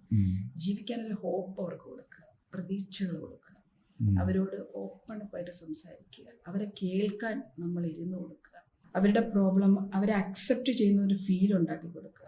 അങ്ങനെ ഒരു റാപ്പ് ബിൽഡ് ചെയ്യാൻ പറ്റിയ തീർച്ചയായിട്ടും. പലപ്പോഴും ഈ അപ്പുറത്ത് ഇരിക്കുന്ന ആളുടെ ചിന്തയുണ്ടല്ലോ, ഇയാളോ ഇങ്ങനെയായി, ഇയാള് കാരണം എന്റെ ജീവിതവും ഇങ്ങനെയായി, ഇനി ഞാൻ അയാൾ പറയണത് കേൾക്കാനിരിക്കണോ, ആ ഒരു മൈൻഡ് സെറ്റിലാണ് ഏറ്റവും കൂടുതൽ. അതെ, അവിടെയാണ് ഒരു പാർട്ട്ണറിന് ഒരു പക്ഷെ അത്രയും സാക്രിഫൈസ് ചെയ്യാൻ പറ്റില്ല. കാരണം അവര് ലിവിങ് ഇറ്റ് ദ സിറ്റുവേഷൻ, അവരുടെ വിക്ടിമാണ്, ഒരിക്കലും പറ്റില്ല. അപ്പൊ നമ്മളൊരു തേർഡ് പേഴ്സണെ നമുക്ക് അപ്രോച്ച് ചെയ്യണമെന്നാണ് ഞാൻ പറയുന്നത്. ഒരാളെ അങ്ങനെ വിട്ട് കളയരുത്. കാരണം ഓരോരുത്തർക്കും ഉള്ള പൊട്ടൻഷ്യൽ എത്രമാത്രം പ്രഷ്യസ് ആണെന്നറിയാം. അല്ല, ഇതിന് മറ്റൊരു എഫക്റ്റും കൂടി ഉണ്ട്. കാരണം ഫ്രസ്ട്രേറ്റഡ് ആയിട്ടുള്ള ആൾക്കാരുടെ കൂടെ നടക്കുന്ന കുട്ടികളാണ് നാളത്തെ ഫ്യൂച്ചർ. തീർച്ചയായിട്ടും വിക്ടിമാണ് അവര്. ആ വിക്ടിമായ കുട്ടികൾ നാളത്തെ ജനതയെ എങ്ങനെ, നമ്മുടെ രാജ്യത്തെ എങ്ങനെ വാർത്തെടുക്കും, അവര് ക്രിയേറ്റ് ചെയ്യാൻ പോകുന്ന അനദർ വിക്ടിംസിനെയാണ്. തീർച്ചയായിട്ടും. അതുകൊണ്ടാണ് എൻ്റെ ലൈഫ് കോച്ചിങ് മോഡ്യൂളിൽ സ്റ്റുഡൻസ് കോച്ചിങ് എന്നുള്ളൊരു മോഡ്യൂൾ ഫ്രീ ആയിട്ടാണ് ഞാൻ പഠിപ്പിക്കുന്നത്. എല്ലാ ലൈഫ് കോച്ചിങ് സ്റ്റുഡൻസ് കോച്ചിങ് പഠിച്ചിരിക്കണം. അത് ഞാൻ ഫ്രീ വോളണ്ടറി സർവീസ് കൊടുക്കാൻ ഞാൻ പറയാറുണ്ട്. കാരണം നാളത്തെ ജനത എന്ന് പറയുന്ന ഇന്നത്തെ കുഞ്ഞുങ്ങളാണ്. അവര് ഇങ്ങനൊരു എൻവയോൺമെന്റ് വോൾണറബിലിറ്റിയിൽ ജീവിച്ചു പോവുക എന്ന് പറയുന്ന അവര് ചെയ്ത തെറ്റല്ല, അവര് നിരപരാധികളല്ലേ. അപ്പൊ ഞാൻ കേരളത്തിലെ ഒരുപാട് ജുവനൈൽ ഹോമുകളിൽ പോയിട്ടുള്ള ആളാണ്. അവിടെ നിന്നാണ് എനിക്ക് ഈ ഒരു ഇൻസൈറ്റും, ഞാൻ പെയിൻ അനുഭവിച്ചിട്ടുണ്ട്. കാരണം എനിക്ക് ലിറ്ററലി ഞാൻ കരഞ്ഞു പോയിട്ടുണ്ട് കൊല്ലം ജുവനൈൽ ഹോമിലെ ഒരു പ്രോഗ്രാമിന് പോകുമ്പോൾ. അപ്പോൾ കുട്ടികളെ ഇങ്ങനെ വളരെ ചെറിയ കുട്ടി മുതൽ 18 വയസ്സുള്ള ആൾ വരെ, ഇപ്പം ചെറിയ കുട്ടികളെ ഫിസിക്കലി ആൻഡ് സെക്ഷലി അബ്യൂസ് ചെയ്യുന്ന സീനിയർ കുട്ടികൾ, അവിടെ അതായത് കെയർ ടേക്കറിനെ കൺട്രോൾ ചെയ്യാൻ പറ്റാത്ത അവസ്ഥ. വർഷങ്ങൾക്ക് മുമ്പാണ് ഈ ഒരു, നമുക്ക് പറയാൻ ബുദ്ധിമുട്ടുണ്ട്, കാണാൻ ബുദ്ധിമുട്ടുണ്ട്. അങ്ങനത്തെ ഒരു സാഹചര്യം ഞാൻ അന്ന് വിചാരിച്ചു എങ്ങനെ എനിക്ക് അവരെ സഹായിക്കും. ഞങ്ങൾ ഫ്രീ ആയിട്ടാണ് അവർക്ക് ഒരു പബ്ലിക് സ്പീക്കിങ്ങിൻ്റെ നാഷണൽ ഫെസ്റ്റിന് അവരെ ഹെൽപ്പ് ചെയ്യാൻ പോയതാണ്, പബ്ലിക് സ്പീക്കിംഗ് പഠിപ്പിക്കാൻ പോയതാണ്. കുറേ കുട്ടികൾ പാർട്ടിസിപ്പേറ്റ് ചെയ്ത് കുറേ പ്രൈസ് കിട്ടി. അതിനുശേഷം ഞാൻ പല പ്രാവശ്യം അവിടെ പോയിട്ടുണ്ട്. കുട്ടികളുമായിട്ട് കുറേ സംസാരിച്ചിരിക്കുക, അപ്പോൾ അവരുമായിട്ട് ഇൻട്രാക്ട് ചെയ്യുക, അവരോട് കാര്യങ്ങൾ സംസാരിക്കുക. വലിയ കുട്ടികൾ പക്ഷേ ചിലപ്പോൾ കേൾക്കില്ല, ചിലത് കേൾക്കാം. അപ്പോൾ ഞാൻ ആലോചിച്ചു ഇവരിങ്ങനെ വരാനുള്ള റീസൺ അവരല്ലല്ലോ. അപ്പം നമ്മളും അതിനൊരു റെസ്പോൺസിബിലിറ്റി ഇല്ലേ, നമുക്ക് ഓരോരുത്തർക്കും ഉണ്ട്. അപ്പം അതുകൊണ്ട് ഞാൻ സ്റ്റുഡൻസ് കോച്ചിങ് എന്ന് പറയുന്ന സിലബസ് ലൈഫ് കോച്ചിങ്ങിൻ്റെ നിർബന്ധമായിട്ട് ഇൻക്ലൂഡ് ചെയ്യിച്ചിട്ടുണ്ട്.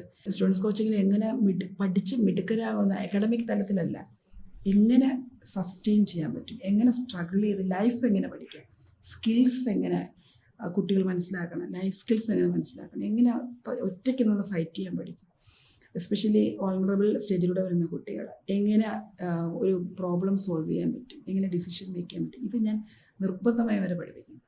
എന്നിട്ട് ഞാൻ പറഞ്ഞു നിങ്ങൾക്ക് സമയം കിട്ടിയാൽ നിങ്ങൾ ഫ്രീ ആയിട്ട് അവരെ പഠിപ്പിക്കണം. അങ്ങനെയുള്ള അവസരം കിട്ടിയാലും ഞങ്ങളങ്ങനെ കുറേ അധികം ഓർഗനൈസേഷൻ്റെ പാർട്ടായിട്ടുണ്ട്. അങ്ങനെ എറണാകുളത്ത് തന്നെ ഞങ്ങളുടെ ഓർഗനൈസേഷൻ സൈക്കോളജിസ്റ്റുകളുടെ സംഘടനയുണ്ട്. അതിൽ കുറേ പേർക്ക് ഫ്രീ ഓഫ് കോസ്റ്റ് അതായത് ഡ്രോപ്പ് ഔട്ടുകളെ പോയി പിടിച്ചുകൊണ്ട് വന്നിട്ട് വിജയൻ IPS സാറാണത് ഇനിഷ്യേഷൻ എടുത്തത്. അവരെ പഠിപ്പിച്ച് വിടുന്ന ഒരു പഠിപ്പിച്ച് അവരെ അക്കാഡമിക് തലത്തിലൂടെ സ്കൂൾ ടീച്ചേഴ്സ് ഇരുന്ന് പഠിപ്പിച്ച് എക്സാം എഴുതി പാസ്സാക്കി വിടുന്ന അങ്ങനെയാണ്. അപ്പോൾ അത് നമുക്ക് ചെയ്യാൻ കടമയുണ്ടെന്ന് ഞാൻ വിശ്വസിക്കുന്നില്ല. അതെ, തീർച്ചയായിട്ടും. ശരിക്ക് ഇപ്പൊ നമ്മുടെ കുട്ടികൾ വളർന്നു വരുന്ന ഈ നാട് നന്നായി ഇരിക്കണമെങ്കിൽ നാട്ടിലെ മറ്റുള്ള കുട്ടികളും നന്നാവണം. ഈ നന്നാവേണ്ട കുട്ടികളെ നന്നാക്കേണ്ടത് അവരുടെ പേരൻസ് ആണ്. അപ്പൊ അവര് ഇന്ന് പോകുന്ന frustrated to busy life to survive, ഇവിടെ അവരെ സപ്പോർട്ട് ചെയ്യുന്ന മറ്റൊരു ആർമി തന്നെ വേണം. ആ ആർമിയാണ് മാഡം പറയുന്ന ഈ ലൈഫ് കോച്ചേഴ്സ്. തീർച്ചയായിട്ടും. കാരണം ലൈഫ് കോച്ചിങ് എന്ന് പറഞ്ഞാൽ അബ്സല്യൂട്ട്ലി ഒരു സർവീസ് ആണ്. അതിനകത്ത് ഞാൻ ഒരിക്കലും ഇതൊരു കരിയറാണ് ഓഫ് കോഴ്സ്, പക്ഷെ ഒരു സർവീസ് മൈൻഡ് സെറ്റ് ഉണ്ടാകണം. ആളുകളെ അൺകണ്ടീഷണലി അക്സെപ്റ്റ് ചെയ്യാൻ കഴിയണം, നോൺ ജഡ്ജ്മെന്റായിട്ട് അവരെ കേൾക്കാൻ കഴിയണം, കോൺഫിഡൻഷ്യാലിറ്റി കീപ്പ് ചെയ്യണം, അതുപോലെ ലിസണർ ആകണം, പേഷ്യൻ്റ് ലിസണിങ് വേണം ഇവിടെ. അങ്ങനെയൊക്കെ കഴിവുണ്ടെങ്കിൽ എമ്പതറ്റിക്കലാണ്, അങ്ങനെ ഒരു കഴിവുള്ള ആൾക്ക് മാത്രമാണ് ലൈഫ് കോച്ച് ആകാൻ പറ്റുക. അല്ലെങ്കിൽ ഒരു കരിയർ ബിൽഡ് ചെയ്യാമെന്ന് പറഞ്ഞു വരുന്നവരെ ഞാൻ ഒരിക്കലും സപ്പോർട്ട് ചെയ്യത്തില്ല. അല്ല, ശരിക്കും എനിക്ക് തോന്നുന്നു ഇപ്പൊ ഈ പറഞ്ഞ ലിസണിങ് സ്കിൽസ്, മനസ്സിലാക്കാനുള്ള കഴിവ്, ഇതൊക്കെ നമ്മൾ ഡെവലപ്പ് ചെയ്യും, നമുക്ക് ഭയങ്കര ചേഞ്ച് കൊണ്ടുവരും. ഞാൻ അത് വളരെ നല്ലൊരു കാര്യമാണ് ഇപ്പോൾ പറഞ്ഞത്. കാര്യം ഒരു ലൈഫ് കോച്ച് ആദ്യം ട്രാൻസ്ഫോം ചെയ്യുന്ന ആ വ്യക്തി തന്നെയാണ്. അതെ, കാരണം നമ്മൾ വേറെ പെർസ്പെക്റ്റീവിൽ ആക്ച്വലി ലൈഫ് കോച്ചിങ് പഠിക്കുന്ന സമയത്ത് അയാളുടെ മുന്നിൽ കാണുന്ന അയാളെ തന്നെയാണ്, എന്നിട്ട് അയാൾ സെൽഫാണ് ആദ്യം കോച്ച് ചെയ്യുന്നത്. ആദ്യം ഇത് എൻ്റെ ലൈഫ് കോച്ചുമാരെല്ലാവരും പറയുന്നത് വളരെ ഇൻട്രോവേർട്ടായിട്ട് ക്യാമറ ഫേസ് ചെയ്യാൻ പറ്റാത്ത കുറച്ച് പേര് വന്നിട്ടുണ്ട്. പക്ഷെ അവർ പോകുന്ന സമയത്ത് വളരെ അവരെ വിസിബിലിറ്റി ഞാൻ പറയാതെ തന്നെ പിന്നെ ഡെയിലി വീഡിയോ ഇടുക, അപ്ലോഡ് ചെയ്യുക, ഇൻട്രാക്ട് ചെയ്യുക, സോഷ്യലൈസ് ചെയ്യുക. കാരണം ആ ട്രാൻസ്ഫോർമേഷൻ്റെ പ്രോസസ്സ് ഞാൻ മനസ്സിലാക്കി കാണുന്ന ഒരാളാണ്. അപ്പോൾ അത് എൻജോയ് ചെയ്യുന്നൊരു കാര്യമാണ് ലൈഫ് കോച്ചിങ്. ഇതിനകത്ത് വിസിബിലിറ്റി ഒരു ഘടകം തന്നെയാണ്. അതിൻ്റെ മാർക്കറ്റിംഗ് സൈഡിലേക്ക് വരുമ്പോൾ വിസിബിലിറ്റി ഉണ്ടായാൽ മാത്രമേ ഒരു ക്രെഡിബിലിറ്റി ക്രിയേറ്റ് ചെയ്യാൻ പറ്റൂ, ട്രസ്റ്റ് ഉണ്ടാക്കാൻ പറ്റുള്ളൂ, എന്നാലാണ് പ്രോഫിറ്റ് ഉണ്ടാക്കാൻ പറ്റുക. ലൈഫ് കോച്ചിങ് ആസ് എ പ്രൊഫഷനെ കുറിച്ച്, കരിയറിനെ കുറിച്ചും സംസാരിക്കാം. എന്താണ് ഇതിൻ്റെ ഒരു പൊട്ടൻഷ്യൽ? എത്ര ഏണിംഗ് പൊട്ടൻഷ്യൽ ഉണ്ട്? അതിനെന്തൊക്കെയാണ് നമുക്ക് വേണ്ടുന്ന സ്കിൽ സെറ്റ്? ഞാൻ പറയും ഒരു ലിസണർ ആകാനുള്ള കഴിവുണ്ടെങ്കിൽ മറ്റുള്ളവരെ ഹെൽപ്പ് ചെയ്യണം, ഏതെങ്കിലും രീതിയിൽ മറ്റുള്ളവരുടെ ലൈഫിൽ ഒരു ചേഞ്ച് ക്രിയേറ്റ് ചെയ്യണമെന്ന് ആഗ്രഹിക്കുന്ന ഒരാളാണെങ്കിൽ, അങ്ങനെ ഒരു ഡ്രൈവിംഗ് ഫോഴ്സ് നിങ്ങൾക്കുണ്ടെങ്കിൽ ഇതിനകത്ത് ബാക്കിയുള്ള എഡ്യൂക്കേഷൻ ബാക്ക്ഗ്രൗണ്ട് ഒന്നും ബാധകമല്ല. പക്ഷെ ഒരു ഗ്രാജുവേഷനൊക്കെ ആണെങ്കിൽ ആ ലെവലിലേക്ക് നമുക്ക് ഉയരാൻ കഴിയും. ഇപ്പോൾ എൻ്റെ ലൈഫ് കോച്ചിങ് കൊച്ചിയിൽ മാത്രമല്ല, ദുബായിൽ ഒരു ഇൻ്റർനാഷണൽ ലുക്കോട് കൂടിയാണ് പുതിയ ബാച്ച് സ്റ്റാർട്ട് ചെയ്യുന്നത്. പുതിയതല്ല, ലാസ്റ്റ് ബാച്ച് മുതൽ അങ്ങനെയാണ്. അവിടെ ദുബായിലുള്ള ഒരു ഏറ്റവും ആദ്യത്തെ ഡിജിറ്റൽ യൂണിവേഴ്സിറ്റിയിൽ അവിടെ ഒരു ക്യാമ്പസിൽ ഇത് ഇൻകോർപ്പറേറ്റ് ചെയ്തിട്ടാണ് നമ്മൾ ലൈഫ് കോച്ചിങ് ഇൻകോർപ്പറേറ്റ് ചെയ്തിട്ടാണ് നടത്തുന്നത്. അപ്പോൾ ഇൻ്റർനാഷണൽ പെർസ്പെക്റ്റീവിലാകുമ്പോൾ ആ ഒരു ക്വാളിറ്റി മെയിൻറ്റെയിൻ ചെയ്യുന്ന രീതിയിലാണ്. പക്ഷേ അതുകൊണ്ട് സാധാരണക്കാർക്ക് പഠിക്കാൻ പറ്റില്ല എന്നൊരു ചിന്ത ഒരിക്കലല്ല. കാരണം സാധാരണക്കാർക്കും കൂടി പഠിക്കാൻ പറ്റുന്ന രീതിയിൽ അതിൻ്റെ ഫീസ് മൊഡ്യൂൾ അങ്ങനെ തന്നെയാണ്.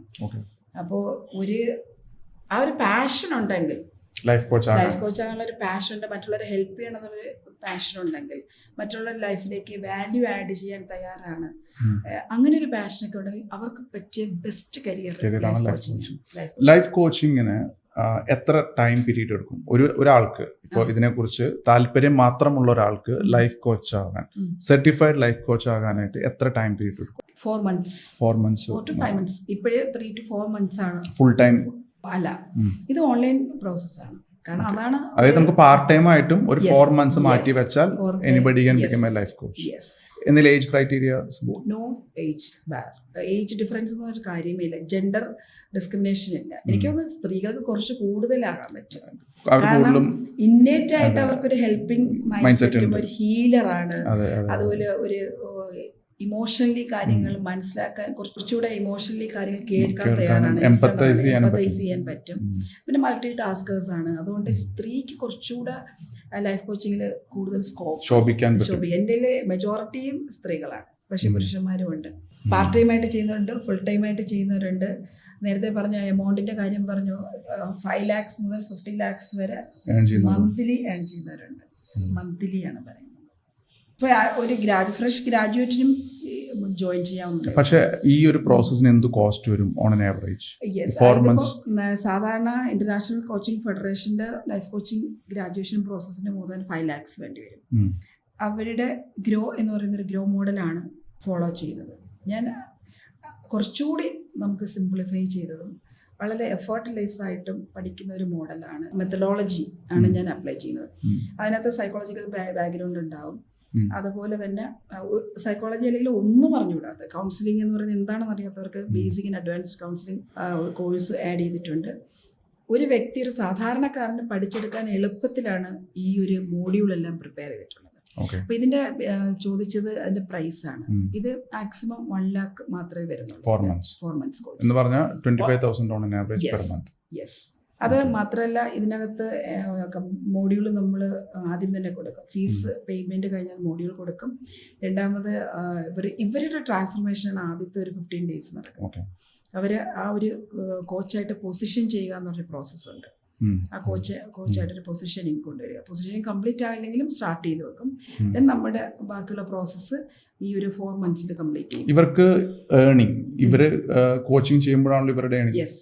അപ്പോൾ on an average 25,000 per month ആണ് ഒരു ലൈഫ് കോച്ച് ആകാനായിട്ട് വരുന്നത്. ഇവർക്ക് ഈ ലൈഫ് കോച്ചസിന് ഏർണിംഗ് എപ്പോൾ സ്റ്റാർട്ട് ചെയ്യാൻ പറ്റും? അതായത് സർട്ടിഫിക്കേഷൻ കഴിഞ്ഞിട്ടാണോ പറ്റുക, എങ്ങനെയാണ്? അല്ലല്ല, അതിന് മുൻപേ തന്നെ.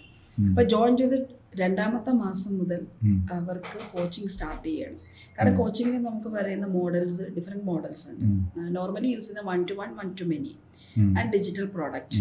Then seminars and workshops. Okay. ഇപ്പം സെമിനാർസ് ആൻഡ് വർക്ക്ഷോപ്സ് ചിലപ്പോൾ എക്സ്പീരിയൻസ് ആയിട്ട് ചെയ്താൽ മതി എന്ന് ഞാൻ പറയും. കാരണം ഇതെല്ലാത്തിലും പോയി വന്ന ഒരാളാണ് ഞാൻ.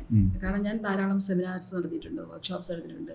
അപ്പം എനിക്കൊന്ന് 20-ലധികം ഡിപ്പാർട്ട്മെൻറ്റുകൾക്ക് ട്രെയിനിങ് പ്രോഗ്രാം ചെയ്തിട്ടുണ്ട്. അപ്പം ഇത് എങ്ങനെയാണ്, അപ്പം എല്ലാവർക്കും അത് പറ്റണമെന്നില്ല, എല്ലാവരുടെയും സ്കിൽസ് അങ്ങനെ ആയിരിക്കണം. അപ്പം ഞാൻ ആദ്യം സജസ്റ്റ് ചെയ്യുന്ന 1-to-1, 1-to-many-ആണ്. 1-to-1 കോച്ചിങ് അത് ഈസി ആയിട്ട് നമുക്ക് എടുക്കാൻ പറ്റും. അപ്പോൾ നമ്മളുടെ ഓരോ ലൈഫ് കോച്ച് വരുന്ന സ്റ്റുഡൻറ്റിനെ സംബന്ധിച്ചിടത്തോളം കുറേയധികം കോൺടാക്ട്സ് ഉണ്ടാവും.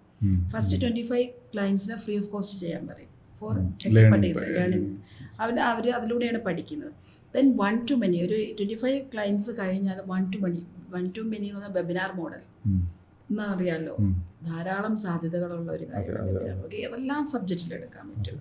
അപ്പോൾ ഈവൻ ഒരു മോർണിംഗ് റിച്വലിനെ കുറിച്ച് അല്ലെങ്കിൽ ഹെൽത്ത് ആൻഡ് വെൽനെസ്സിനെ കുറിച്ച് അവർക്ക് കംഫർട്ടബിൾ ആയിട്ടുള്ള ഒരു ഏരിയ ചൂസ് ചെയ്യാൻ പറയും. എന്നിട്ട് ആദ്യം ഫ്രീ വെബിനാർസ് കൊടുക്കും. ദെൻ സെയിൽസ് പിച്ച് ചെയ്യുന്ന വെബിനാർസിനെ കുറിച്ച് സജസ്റ്റ് ചെയ്യും. അവർ അതിന് പ്രാക്ടീസ് കൊടുക്കും.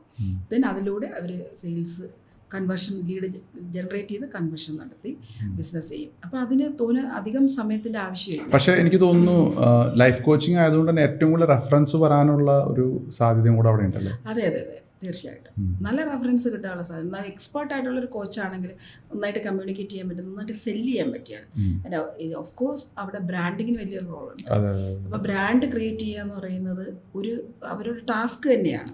പക്ഷേ ഇറ്റ്സ് ഈസി. ഇന്നത്തെ കാലഘട്ടത്തിൽ ബ്രാൻഡ് ക്രിയേറ്റ് ചെയ്യുക എന്ന് പറയുന്നത് വലിയ പാടുണ്ടെന്ന് എനിക്ക് തോന്നുന്നില്ല, അത്ര ബുദ്ധിമുട്ടൊന്നുമില്ല. നമ്മളൊക്കെ എന്ന് പറഞ്ഞാൽ ഒരു ബ്രാൻഡ് ക്രിയേറ്റ് ചെയ്യാൻ എത്രയോ വർഷങ്ങൾ എടുത്തിട്ടുണ്ട്.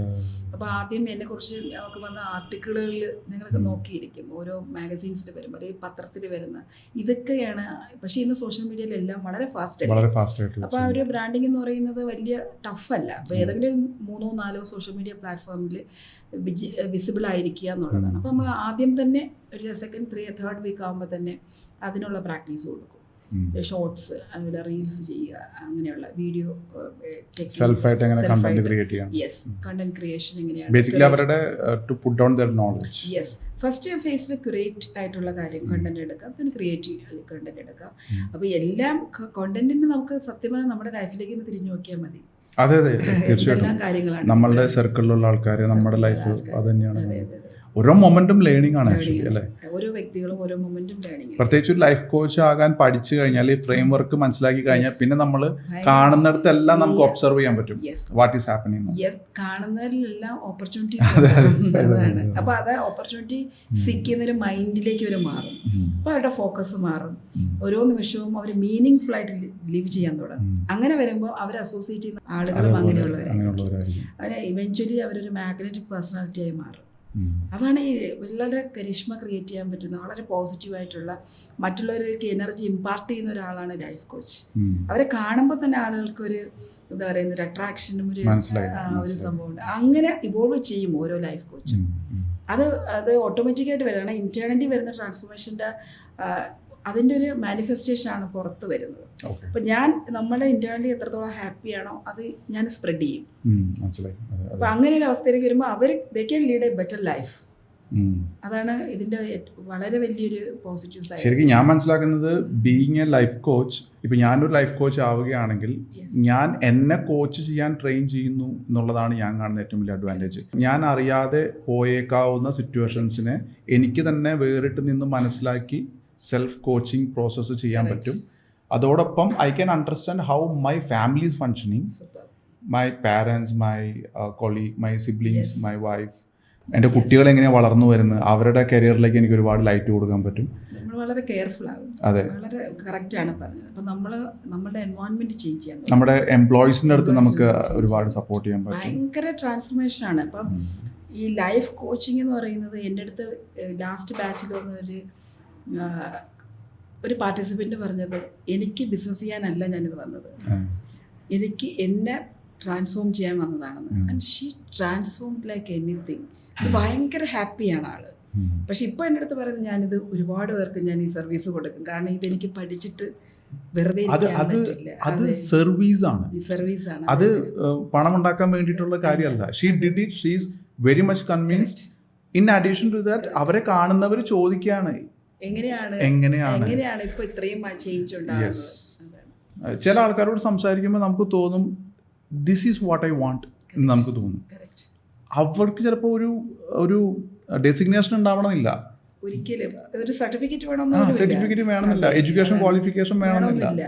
ചില ആൾക്കാരെ കണ്ടു കഴിഞ്ഞാൽ അവർക്ക് പണമില്ല, ബട്ട് അവർ കൊണ്ടു കിടക്കുന്ന മൈൻഡ്ഫുൾനെസ്സും ഹാപ്പിനെസ്സും എന്ന് പറഞ്ഞു കഴിഞ്ഞാൽ അൺബീറ്റബിൾ ആയിട്ടുള്ള ഒരു കാര്യമാണ്.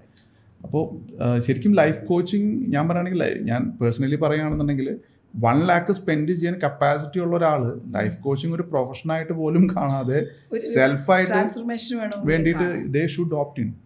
എൻഡ് ഓഫ് ദ ഡേ അവർക്ക് വളരെ മൈൻഡ്ഫുൾ ആൻഡ് ഹാപ്പി ലൈഫ് കിട്ടും. അത് 100% ഇന്ന് ഈ സിറ്റി ലൈഫിൽ ഇത്രയും ടഫ് ലൈഫിൽ ശരിക്കും പറയുന്നത് ഭയങ്കര ആവശ്യമാണ്. അതെ, മൈൻഡ്ഫുൾ ആയിട്ട് നമുക്ക് ലൈഫ് കോച്ചിങ്ങിൻ്റെ വേറൊരു പ്രത്യേക സെൽഫ് ട്രാൻസ്ഫോർമേഷൻ പറഞ്ഞതുകൊണ്ട് പറയുകയാണ്, നമ്മൾ വളരെ സൂക്ഷിച്ചായിരിക്കും വാക്കുകൾ ഉപയോഗിക്കുക. കാരണം നമ്മൾ എന്താണോ നമ്മുടെ ക്ലാസ്സിൽ പറയുന്നത്, സ്റ്റുഡൻസ് പറയുന്നത്, അത് നമ്മൾ പ്രാക്ടീസ് ചെയ്യണം. അല്ലെങ്കിൽ അത് രണ്ടും ഒരു കോൺട്രഡിക്ഷൻ വരും. ഞാൻ മെഡിറ്റേറ്റ് ചെയ്യുന്നുണ്ടെങ്കിൽ മാത്രമേ എനിക്ക് മെഡിറ്റേഷൻ നിങ്ങൾ ചെയ്യണമെന്ന് ഇൻസിസ്റ്റ് എനിക്കതിനുള്ള ഡിസർവബിലിറ്റി ഉള്ളൂ. അപ്പം ഞാൻ ഇൻറ്റഗ്രിറ്റി ഉള്ള ആളായിരിക്കണം.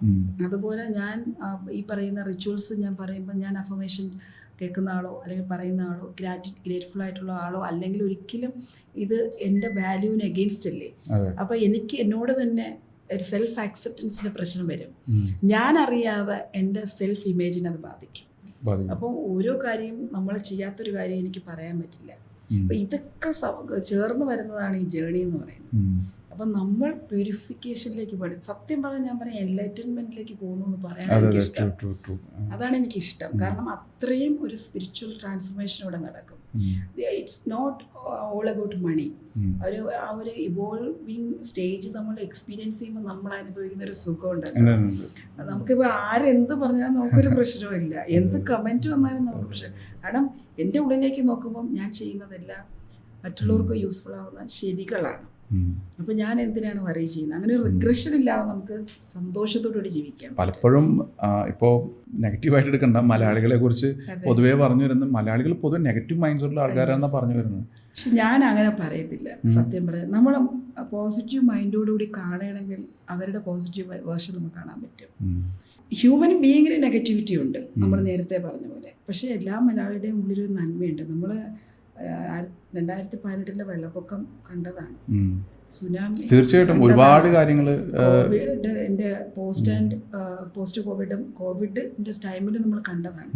ഇവരിലുള്ളിലുള്ള ആ യഥാർത്ഥ ഒരു ഏഞ്ചലിക് ആയിട്ടുള്ള വേർഷൻ അത് സപ്രസ്, അത് പുറത്ത് കാണിക്കാൻ അവർക്ക് പറ്റാത്തത് കൊണ്ടാണ്.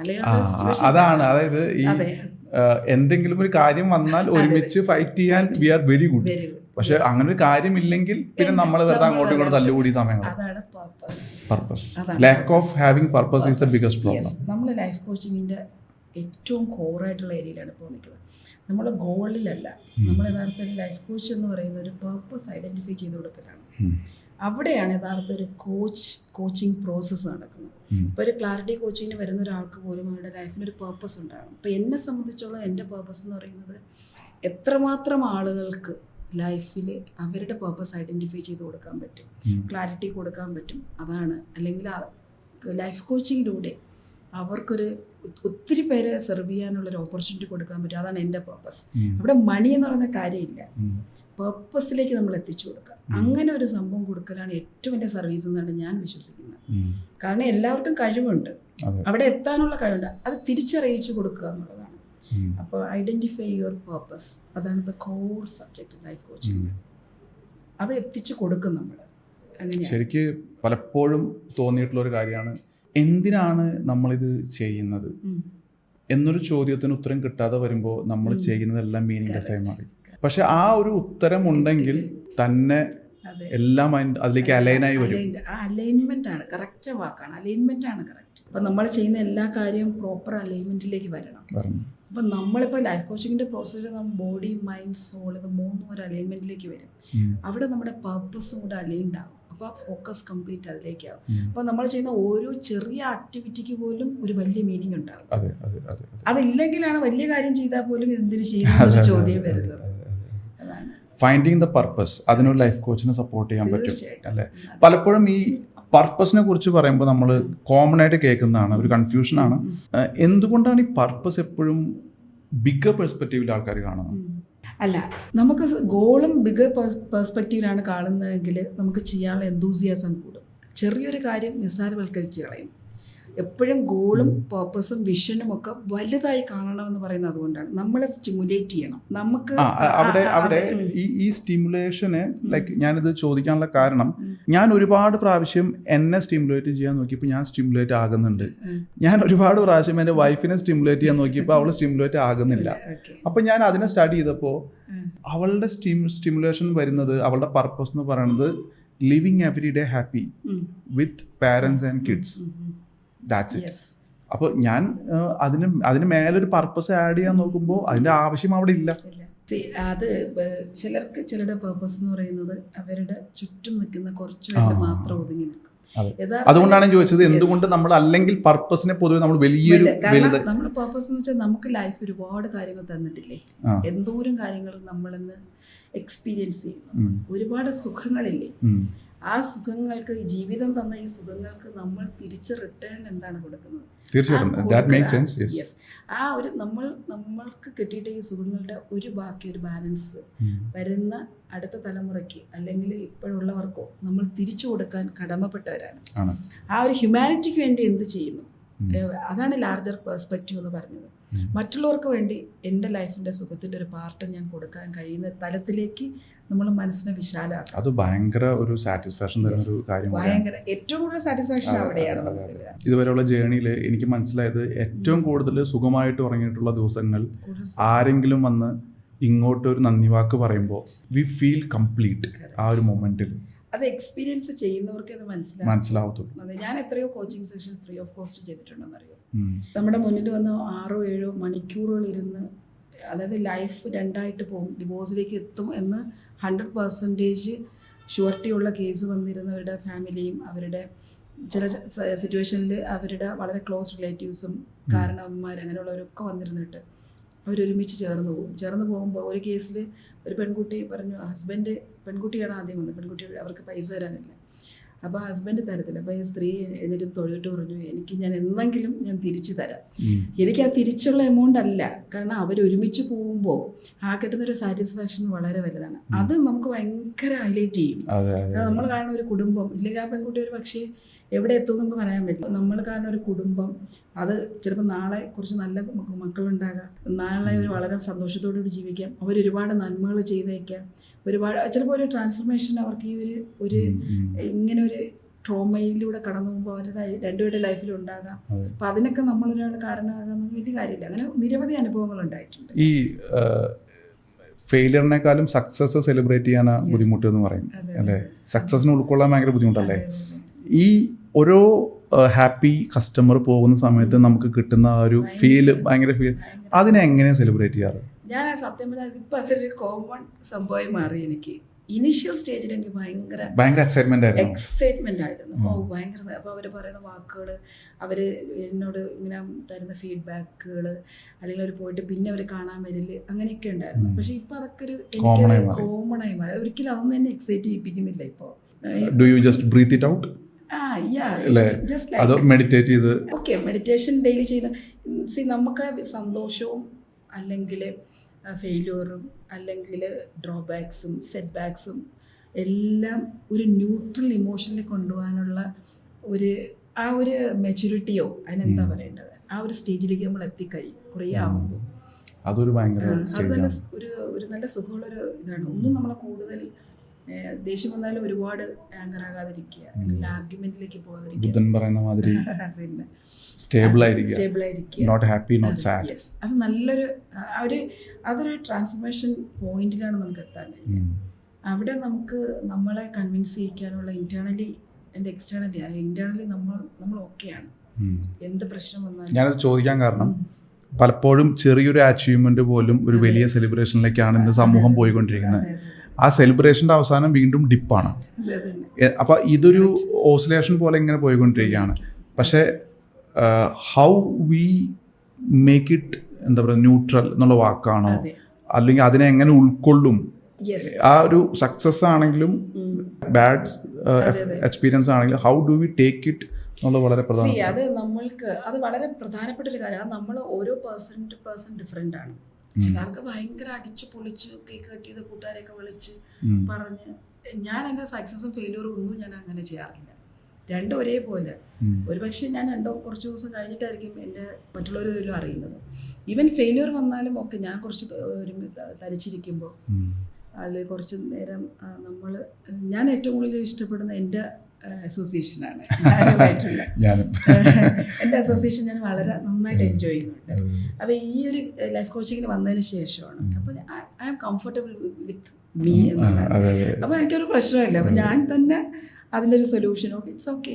അപ്പോൾ എന്നോട് തന്നെ സെൽഫ് ടോക്ക് ധാരാളം ചെയ്യുന്ന ഒരാളാണ് ഞാൻ.